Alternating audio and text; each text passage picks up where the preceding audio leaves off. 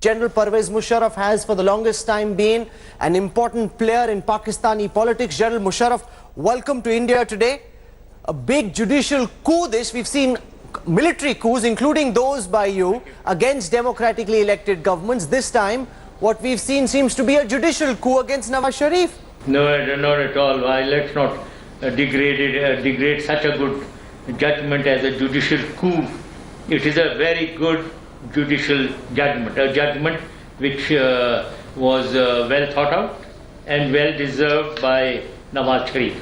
So therefore Supreme Court, yes indeed, previously on many occasions they didn't show such caliber, but this time they have shown caliber and they have reached a judgment which is absolutely according to the wishes of the people of Pakistan and according to the dictates of the situation. So, judgments aren't determined by the wishes of people on the streets, they are ordinarily determined by jurisprudence and by law. Let's just take a look at what's happened in this case. The Supreme Court has referred charges against Nawaz Sharif and members of his family to the National Accountability Bureau and asked the NAB to file criminal charges. Now, in any proper country of the world, there would have first been a trial, Nawaz Sharif would have been convicted and then action would have been taken against him. Here, he has been summarily dismissed. This seems to be a kangaroo court in a banana republic. Not at all. It is not a kangaroo court in a banana republic. Unfortunately, Rahul, you people enjoy calling Pakistan banana republic, kangaroo courts and all that. Let's stop that. Okay, we are no banana republic and this is not a kangaroo court. It is a court of Pakistan, the Supreme Court of Pakistan. They have given a tremendous judgment. Now, the judgment issue was that the Prime Minister should be disqualified. That was the demand, that was the charge against him. And we have an Article 62 and 63 which states eligibility or ineligibility of an individual for the assembly, and that charge was there. It was proved very well and he was disqualified. So let's look for a moment at Article 62 and 63. Charges against him, they should be tried. Article 62 and 63 say that, whoever the person is in charge, then this holds against any political leader. He should be Sadiq, he should be Amin, he should be sagacious, he should be honest, he should be non-profligate. Now, if you look at the kind of sweeping terms that are used in these two articles, Pakistani analysts themselves are saying that nobody except for Prophet Muhammad is going to be able to fulfill those terms and conditions. Every other politician can be disqualified at any point in time, sir. Well, Rahul, we are not talking of eligibility. You are referring to eligibility. Here it is a issue of ineligibility. And in ineligibility, it is very clear. Anyone who tells lies, and he has told lies, who distorts facts, and which he has done in the National Assembly, in the Supreme Court, in the GIT, he is ineligible. So what is the confusion in this? No, let's look at the substance of the charge. It's as simple as that. Of which Nawaz Sharif has been found guilty, sir. The principal charge against him is that Nawaz Sharif did not disclose a salary which he never received. As chairman of a Dubai-based company called Capital FZE, he was entitled to that salary. He did not receive the salary. He did not disclose this when he filed his nomination papers in 2013. And Nawaz Sharif and his lawyers argue, if he never received that salary, how is he guilty of having concealed money which he never received? Well, he was doing a job. First of all, I wouldn't like to get into a debate of whether the Supreme Court judgment was correct or incorrect. I am not a lawyer. I don't know. It was a correct judgment. It was a very good judgment from the people of Pakistan point of view. Now here when you are talking of doing a job, holding another job is against the rules of the country. Law, it's breaking the law of the country. As simple as that. And when you are talking whether he got paid, why couldn't he have been paid in cash? Which there is no record of. No, but there is if you are arguing that. It is on record that he was holding a job here. Now if he was given cash, then what? No, but what if he wasn't given cash? Does this not seem to be judicial overreach where without the framing of charges Why? without there That being is a your conviction, presumption. without I there am being a saying- trial. I am He's saying already that- been sentenced. Of course, what you're saying may or may not be true. I am saying there must be a trial, there must be proper procedure, at the end of which, if he's found guilty, action should have been taken against him. Here he's been dismissed without a proper trial. Well, I think we are just challenging the Supreme Court just for nothing. They are very able 5 judges who tried. They know their job very well, as well or better than your judges may be. So let's not criticize somebody who knows their job. Neither are you or nor am I a lawyer to get into the details of these, why they were. The very fact that they violated the law of the land. General He cannot Musharraf, do a job in another country while he's the Prime Minister, as simple as that. General Musharraf, That's these all. He's questions are violated being that. asked because the Supreme Court of Pakistan is being accused of differential standards in different cases. It has been observed by many analysts, even in Pakistan and internationally, that so far not a single military general has been prosecuted for overthrowing the constitution, for subverting institutions. There are dozens of cases against you. You have charges of treason, murder, unlawful detention of Supreme Court judges. Yet you were able to get away. The army helped you cut a deal. You were able to get away. You're able to live in your houses in Dubai and London. The same Supreme Court allowed you to get away. The same Supreme Court dismissed Nawaz Sharif on charges arguably far less grave than yours. Yes, Supreme Court takes decisions according to the dictates of that time. Now, when you're talking of military takeovers, etc., the Supreme Court validated all the military takeovers. Why? Because it was required at that time. Pakistan was important, Pakistan's security was important, therefore the decision of the military and then validation of the Supreme Court because it was necessary. That is what it was done. And let us keep, we work things on our environment. Pakistan's environment, we are not India. You do as you like. We do in our country as the environment of Pakistan is. And I think whatever is happening, leave us to our condition, we will handle our So affairs. that's the point I was making about kangaroo courts in a banana republic, because when law and action is determined by the environment instead of being determined by set law, that's when generals can get away by having subverted institutions or done wrong things without the law coming after them, and democratically elected governments can be dismissed for charges far less significant, possibly because they're not willing to fully toe the line of the Pakistani military. Well, Rahul, I take very strong exception when you keep calling Pakistan banana republic and kangaroo courts. Well, yours may be kangaroo courts. We are not kangaroo courts, all right? So let's stop calling this and trying to... You enjoy calling us bad names, isn't it? No, sir. I'm quoting to you here what your own analysts are saying. Let me quote to you Omar Varich. He says, this is naked hypocrisy. In what world General Musharraf declare his assets, his Who has source of said that we are funds, banana or republic? become Who has Sadiq said and that we are Amin kangaroo after court? serial coups? I'd No, like no, to who quote has to you said that? S. Akbar Zaidi. He's a political economist based in Karachi, teaches at Columbia University in New York and at the Institute of Business Administration in Karachi. He says after failed attempts to bring General Musharraf to justice, the general was allowed to leave Pakistan. The courts believed that the general would voluntarily return to face the cases. Not a single military general has so far been successfully prosecuted for overthrowing the constitution or for subverting Pakistani institutions. These are voices from within Pakistan, General Musharraf. So the Zaidi Saab, does he know that I came back to Pakistan in 2013 when all those charges were there? Do you know that, Rahul? No, sure, I went back to Pakistan in 2013. I was there for 3 years till 2000. Just a second. I was there for 3 years till 2016. All the charges were there. Didn't I go back? So, but the army helped you cut a deal and get away. For 15 times. That's the question that's being asked about differential standards. Oh, the army were, well, I have been in the army for so long, and army didn't help. I don't know who has told you that army helped, but it was the Supreme Court which gave the judgment, and the government itself, their representative, the Attorney General of Pakistan, representative of the government, said that he should be allowed to go out for treatment, and the Supreme Court said okay. Now what is the problem in this? What is the issue? No, that's and the I was point. there for That's 3 years, by the way. That's convenient. And I attended all the courts. And I was under trial for those cases. Do you believe, General Musharraf, that the dismissal of Pakistan's democratically elected Prime Minister Nawaz Sharif opens the doors for your return to Pakistan? Well, it eases, but I was going to return to Pakistan. I always said that I am going to come back. I had gone, as I told you, in 2013, all the cases were there, and now the same cases are there. There is no addition or subtraction. The same cases are there. I'll go back again. I've been saying that. This dismissal of Nawaz Sharif eases the job more, eases my decision more. How does the dismissal of Nawaz Sharif, in your view, impact next year's elections? Do you believe now Tehreek-e-Pakistan in charge, Imran Khan has a better chance, Tehreek-e-Insaf's Imran Khan has a better chance of doing well in the next elections? Yes, he is the gainer.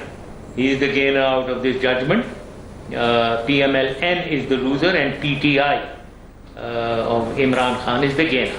So therefore one can presume that if this situation continues, he will stand to gain. Are you prepared in the political party that you have to forge an alliance with Imran Khan and to try and take on the almighty Pakistan Muslim League Nawaz in the next election, sir? Is that what you're hoping for? I am prepared to be in league with anyone because my aim is clear. My aim is to dislodge Pakistan PMLN and People's Party because they both have been tried and tested for 3 times and every time in governance they have failed Pakistan. Therefore it is high time that they are defeated and sidelined for good. And they have also looted and plundered Pakistan.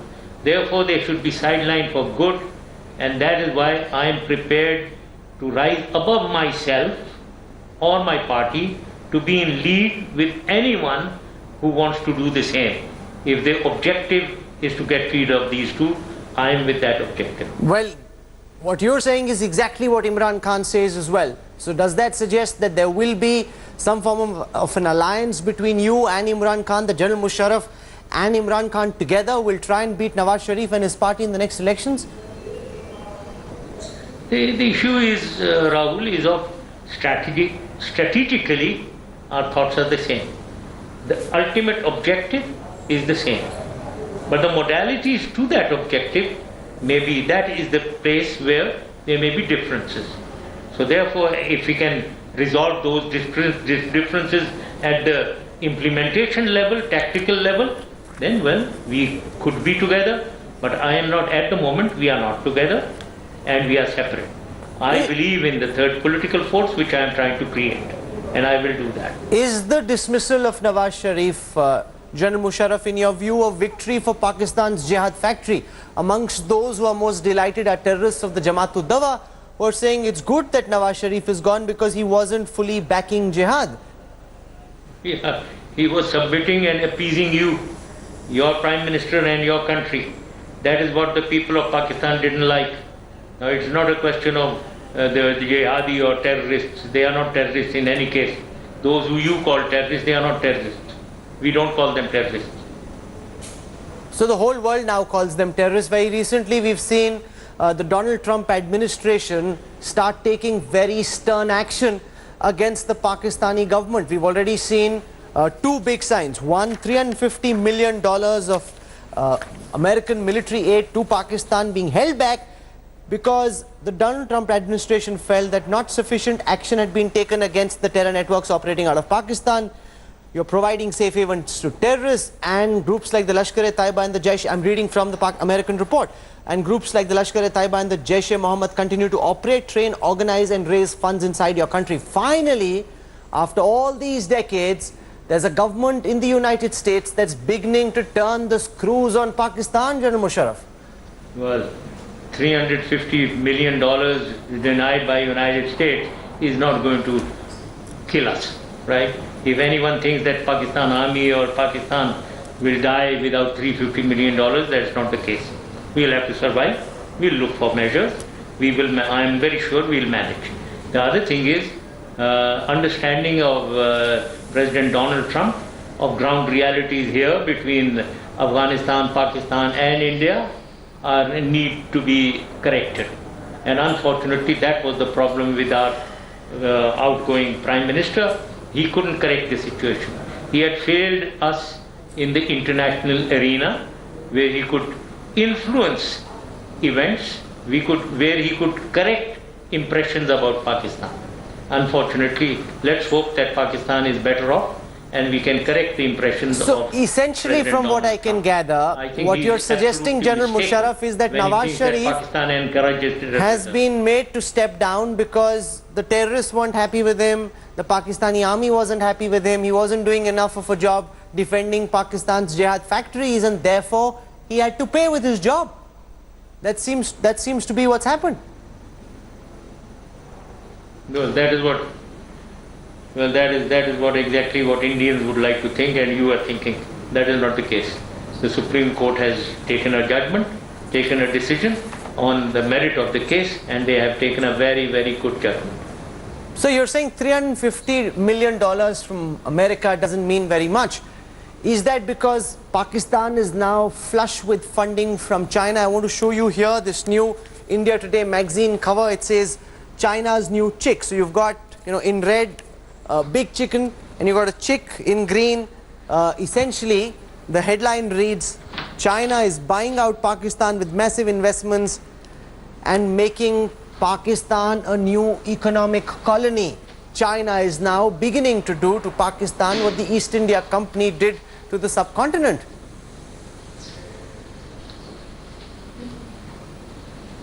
Well, that is what you wish to do.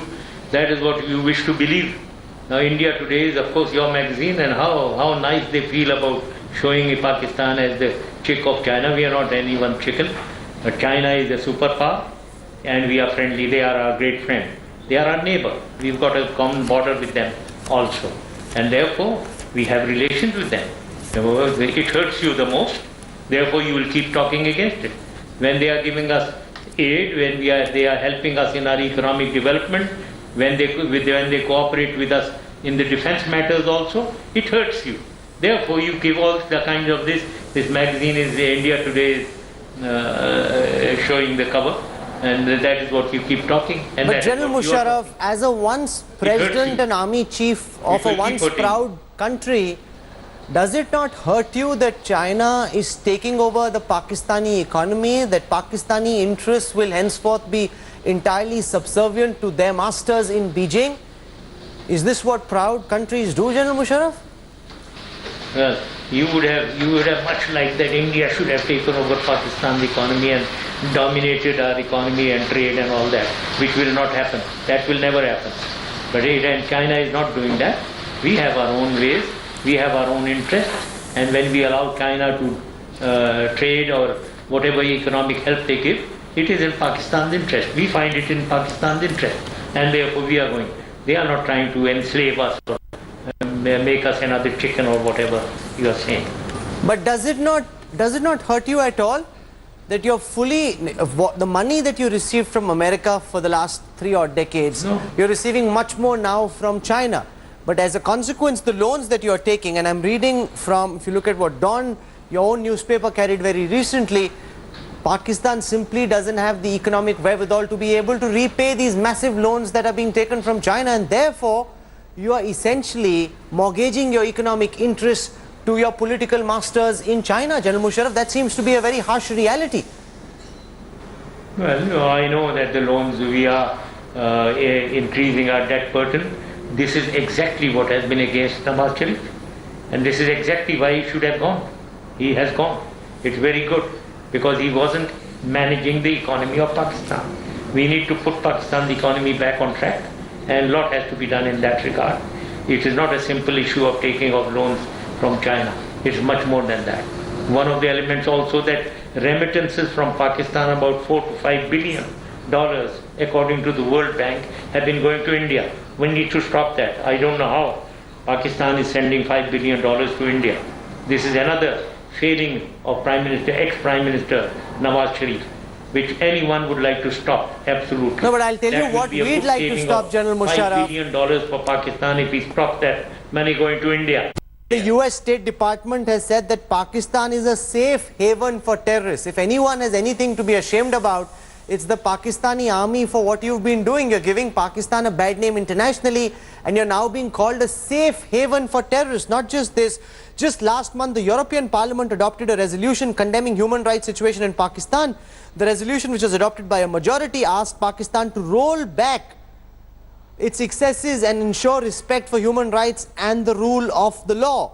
They are opposing the increasing extrajudicial killings, all of this being done internationally, not just in the United States, but also across Europe, General Musharraf. Well, there's a lot, I'm not ready with any references, but a lot of such statements have been given on Kashmir also.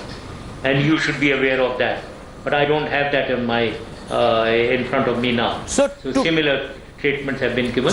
Now these are all distortions, they are all wrong. The Pakistan's failure has been in not being able to contradict and correct these impressions. So to conclude, General Musharraf, what you're saying essentially is that Nawaz Sharif had to go because he wasn't able to, fully support the Pakistan Jihad factory. He wanted to shut those terror groups down. That's something the army didn't like. And ultimately he had to go, and you're hoping that whoever comes and takes charge will be able to take on Prime Minister Modi, who's been canvassing internationally against Pakistan with much success, leading to a massive global isolation of Pakistan. No, he had to go because he told lies everywhere. He is most corrupt. He has looted and plundered Pakistan. And most of all, he has misgoverned Pakistan thrice, bringing misery to the people, isolating us internationally, and causing damage regionally. That is why he had to go. And it is good that he has gone, and the whole of Pakistan is happy about it. Only unhappy people are you in India. Because he tried to forge peace and he was sabotaged from within. He tried to walk on the road of friendship and there were IEDs laid by the Pakistani army below their own Prime Minister. That is the problem, General Musharraf. Go and ask Vajpayee Sahib and Manmohan Singh Sahib who was going on the road for peace. Okay? Ask them. Instead of talking about now. Nawaz Sharif has not. Because he was appeasing you. He was appeasing Mr. Modi, who is abusing Pakistan. I don't appease anyone who abuses Pakistan. I'm not a Christian by faith, that you get a slap and you turn your other cheek. I don't turn the other cheek. If somebody slaps me, I'll box him. Well, so that is my attitude, talking about, and that is the attitude of Pakistan. That should be the attitude of Pakistan. General Pervez Musharraf, for joining us. Thank you so much. You're saying a couple of important news points. One, that you hope to get back to Pakistan soon. You're open to tying up with Imran Khan in the next general elections. And you're hoping also that Pakistan's policy towards India changes because the army there didn't feel Nawaz Sharif was doing a strong enough job of projecting Pakistan's interests or of defending the Jihad factory complex. That is what General Musharraf hopes will change now that Nawaz Sharif is gone.